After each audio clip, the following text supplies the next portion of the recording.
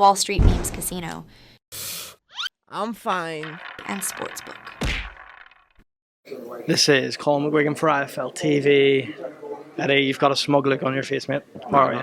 No, I mean, listen, I'm disappointed for you and the hundreds of Irish fans that have travelled, but great performance. I mean, powerful, you know, and listen, fair play to Poddy, because when he was hurt, he was throwing. When you step up to that level, it's just whether you're good enough, whether you've got the belief. And it was a slow opening 2 rounds, and he just started. He took some really big shots.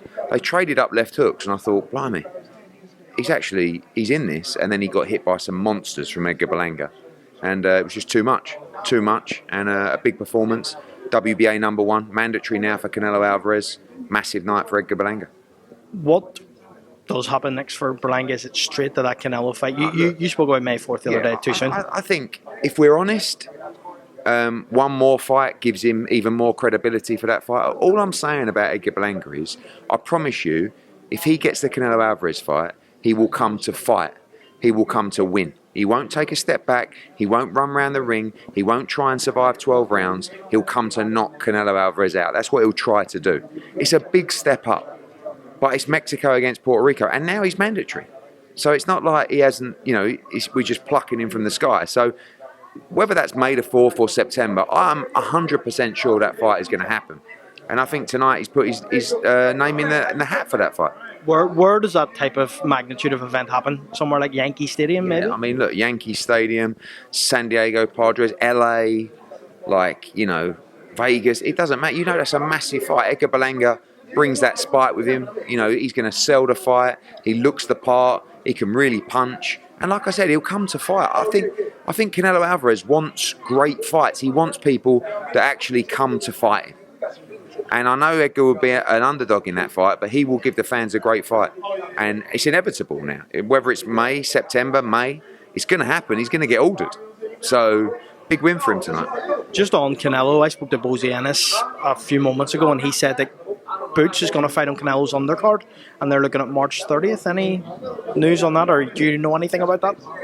March 30th? That's what he said. On Canelo's undercard? That's what he said. No, March 30th is Thurman against Zoo. Okay. I don't know. That's just word for what he told me, but he believes that Canelo's I'm not sure what people are getting told at the moment, but... What do you know about Canelo's next move? Oh, look, I know that, you know, obviously certain fights can be delivered by certain people. And when you sign a multi-fight deal, it's got to be honoured, it's got to be adhered to. I don't know anything about it, other than, at the moment, May the 4th is what, 11 weeks away? Something like that, 12 weeks away tops, and nothing's happened, so it's going to happen soon. You know, I think the fight for Canelo Alvarez, you know, I'm pushing Berlanga, I think it's a great fight, but I think Munguia is the fight. And I think that's a massive fight, huge fight. And like I said, it's another guy in Munguia who is a warrior. He will come to fight. And I don't think Canelo Alvarez wants to fight people, as I said, that are coming to survive, that want to move around. He wants people that come to fight him in this backstage of his career, to give the fans tremendous fights. And Munguia would do it. And Eubank Jr. spoke about today. Did you see that? Please, come on. Please. Saul wants massive fights. He wants massive paydays. He's the biggest star in the sport. It ain't Chris Eubank Jr. I mean, please. It's Jaime Munguia. It's Edgar Berlanga. It's David Benavidez. It's, you know, Charlo for me is a stinker. Terrible fight. But honestly, I'm not even, you know, standing here as Sal's promoter. I'm just telling you, Sal Canelo Alvarez will fight anybody. He could not give a fuck who's in front of him. He will fight everybody. But the business has got to be right. So we'll see what happens.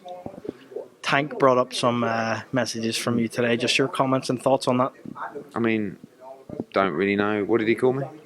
Well, I don't know what he called you. I don't even know how to pronounce it. But he said that you'd offered him 10 million plus the upside of the pay-per-view and ticket sales. Mm-hmm. So, and he was referring to you offering the 25 million. I didn't say I've offered 25 million. I said I've offered him 8 figures, which is 10 million, plus upside on pay-per-view and the gate. I think he could make anywhere between 15 and 25 million for that fight with Conor Ben. I said in the email, I want to sit down with you and explain the pay-per-view upside and the gate upside. he doesn't want to entertain those conversations because he's not. He just gets bad. He just gets bad advice. That's all. Why wouldn't you have a conversation about it? You don't even know what the upside on pay-per-view is and the gate. Would he make anywhere near that with the Frank Martin fight? No, nowhere near. But he did make it for Ryan Garcia, so it's not like he needs the money. But it's just like he should really have a sit down and a chat and an explanation about what he could make. And if he feels like Conor Benn's an easy fight, he should be having those conversations. But listen, I'm done. Listen, the guy. It's like you send him an offer, he puts it up on Twitter. It's like it's baby stuff. But he's a great fighter, huge star. Good luck to him. In terms of you made a comment about Andy Cruz, Keyshawn Davis. You said you'd be screaming the name. Are you still screaming the name? Absolutely. I mean, look, he's just beaten a guy in Brian Zamaripa who lost a split decision to Angel Fierro, the world number 3, in Tijuana. It was a mismatch, total mismatch. Like Zamaripa had a war with Fierro. That was a mismatch. Didn't win a second of 1 round. And then just survived, 7 rounds, got absolutely battered. But what I said in the interview yesterday, I don't know if it was your one or Donald's, I just need to know if we're allowed to make Keyshawn an offer, because he asked us to make an offer, but then he deleted the tweet and got told off. So can you just come back and say, yes, make me the offer, and I'll make it on Monday, and it'll be a huge offer to Top Rank, or we'll do the fight on ESPN, no problem. If not Keyshawn Davis, who next for Andy Cruz? Angel Fierro, great fight, world number 3. He needs a really big fight now because it's a bit boring. Like it's so easy for him, and these fights are just mismatches. And you're talking about competent fighters, but now you need a big name, you need a statement, and I think that will come in May or June. Jake Paul next week. What do you make of this opponent for Jake Paul next week? And are you really serious about the Wayne Rooney fight? No, I'm not serious about it. Would you do it though? Yeah, I've always thought that would be a good fight, a good event for Manchester. But not. We've got bigger things on our plates to worry about. But the guy he's fighting, I don't know. I don't really know the history. Hasn't fought for 8 years, or one fight in 8 years, is it? Or something. I mean, I don't know. But there's no point criticising Jake because I think he's doing great things. But he's not. He's just not a serious fighter. Because if he was a serious fighter, he would just fight someone in the top 50 in the world or 100 in the world on BoxRec who's actually active and can actually fight. But, it's only a small fight. He's only on an undercard, so, respect. I spoke to Robert Garcia yesterday. He said that AJ has turned over a new leaf since their split that time, that one fight. Do you believe AJ has turned over a new leaf since he's, joined up with Ben Davison? Yeah, I mean, it wasn't really, don't forget that,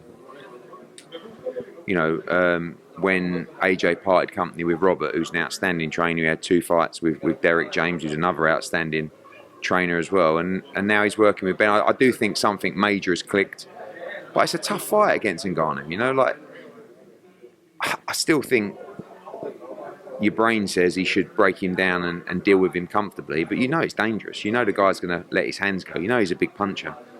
So you just got to be on it. But I think in this kind of form, I think AJ's the best heavyweight in the world. But I'm going to say that, aren't I? So let's get March 8th out of the way first.